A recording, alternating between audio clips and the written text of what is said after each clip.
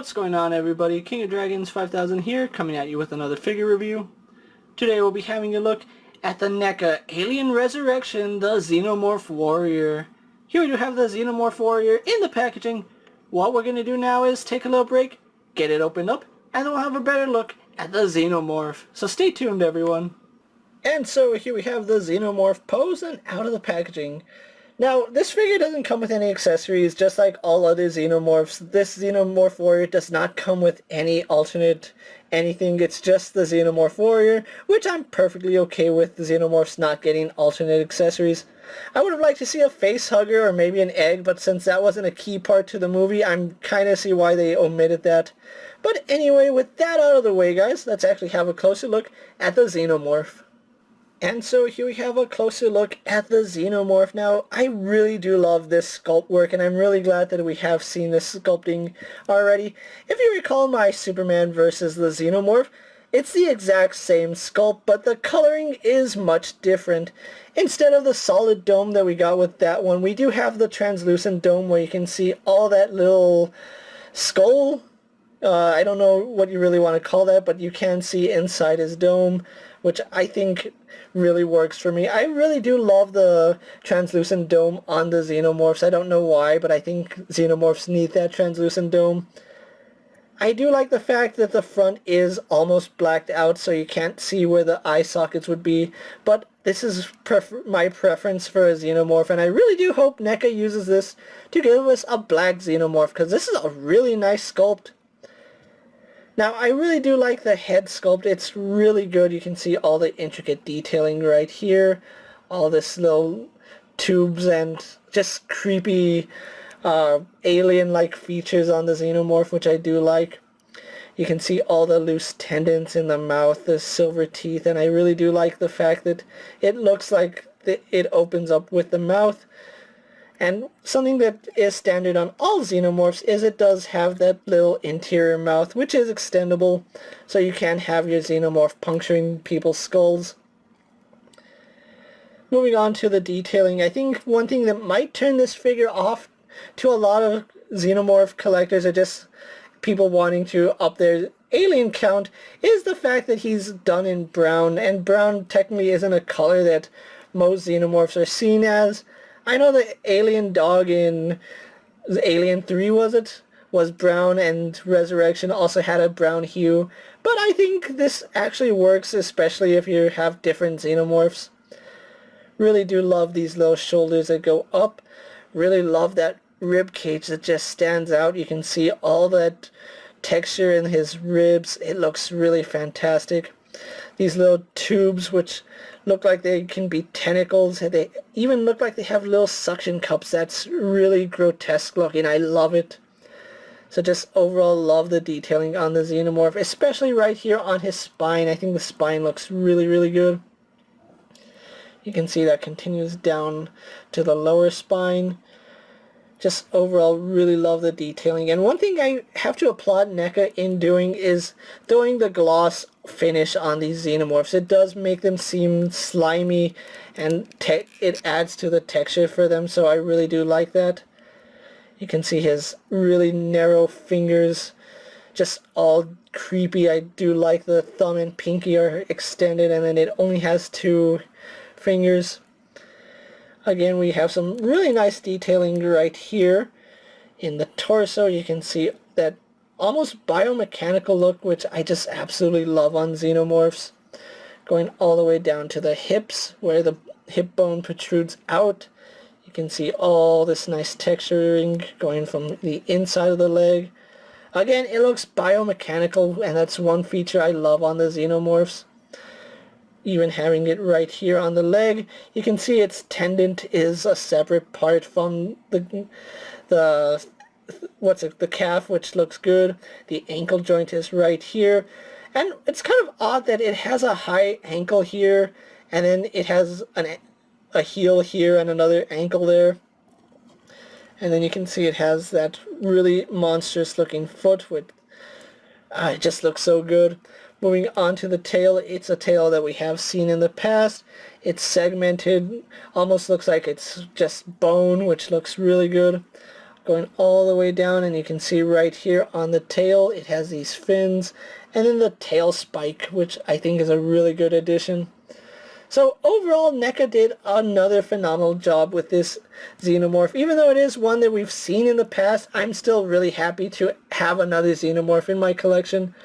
You can never have too many Xenomorphs and Predators in your collection. So with that out of the way, guys, let's actually get this Xenomorph compared to other figures you may have in your collection.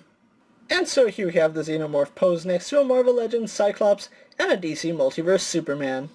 Here we have the Xenomorph posed next to a WWE Elite Scale figure and a Mezco 1/12 Collective Popeye the Sailor Man.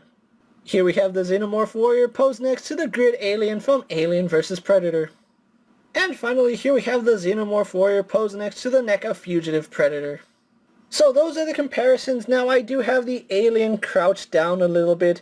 He would be much taller if he was standing upright, but then it'd be much harder to stand him. So this figure does reach about 9 inches in height when you have him standing up straight. So let's actually move on to the alien's articulation. We do have a ball joint in the head which does go up and down slightly. We do get some really slight head tilt, and I mean really slight. Does turn left and right, no problem. We do get a hinge in the jaw, which does go up and down, and you can pull the little mouth out. And it is a little bit tricky to pull out, but you can get it done. We do have a hinge in the neck, which does allow the Xenomorph to look down about... It can actually look down pretty far, but this one doesn't want to. There we go. It can look up, and it can look down a little bit. So that works really good. Getting the head back up. We do have ball joints in the shoulder which do go out all the way horizontal. It does do a full 360. No issues there. We don't have a bicep swivel, but we do have a swivel right here in the elbow. We also do have a double hinge in the elbow. Forearm does rotate if you want to have that. We have a rotation and hinge at the wrist. A little bit stiff, but it does work. Hinges in these 2 digits. As you can see, they do go up and out, which is really creepy. We do have a ball joint in the torso, which goes forward, goes back, and you can see it's really stiff on mine, but it does have some backwards mobility. It has some forward mobility, and it does lean side to side as well as rotate. There we go. Yeah, you can see it does move side to side. No issues, just a little bit stiff on mine. Legs on ball joints that do go forward and back. You can see that they are connected right here in the middle, so moving one does move the other, but they do go back and forward. They go out only to about there because the hip joints do, well, not the joints, but the design does prevent the hips from going out. We do have rotation here at the thigh. We have rotation at the knee. We have a double jointed knee, which works really good. We do have a hinge right here in the ankle, which does go back about that far, does go forward about that far. We do have rotation and a ball joint right here in the ankle.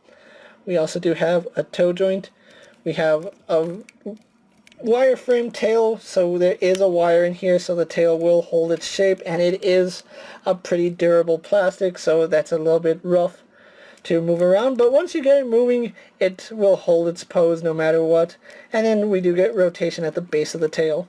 So overall, really love the articulation on this Xenomorph. So what we're going to do now is get it posed for my final thoughts, and then we'll wrap up this review. And so here we have the Xenomorph Warrior posed for my final thoughts, and as you can see, I did pick up 3 of them, and they look fantastic together. I was looking to get a pack of Xenomorphs, and this is a really good number in my opinion. It's not too many, but they are going to look impressive posed together on my shelf. If you are looking for the Xenomorph Warrior from Alien Resurrection, the Alien Resurrection wave is starting to hit stores at the time I'm making this video, so check your Targets and your local comic book stores. They should be popping up either now or relatively soon. Now, each Xenomorph is going to run you about $25, which is pretty much what NECA figures are going for. If you're like me and you want to have a herd of Xenomorphs, you're going to want to pick up more than one of these guys. Now, unfortunately, I did pick up a fourth one, but his ankle did snap, so unfortunately he was returned to the store. Just be careful and always heat up your NECA figures before messing with them, just to loosen up some of those joints. With that being said, guys, I'm KingofDragons 5000. Don't forget to like this video, leave a comment, subscribe to my channel. Go check out all my other action figure reviews, as well as all my other NECA related videos. Hopefully you find them informative. As always, if there's a figure you would like to see me review, let me know down in the comments, and if it fits in my collection, I'll definitely have a look at it. While you're at it, check out my Instagram account for new and exciting action figure photos, and ring that bell to be notified every time I upload a video. Even if you're subscribed to me, continue to ring that bell, because that's the only way YouTube is promoting creators now. So with that being said, guys, I'll see you later. Take care, everyone.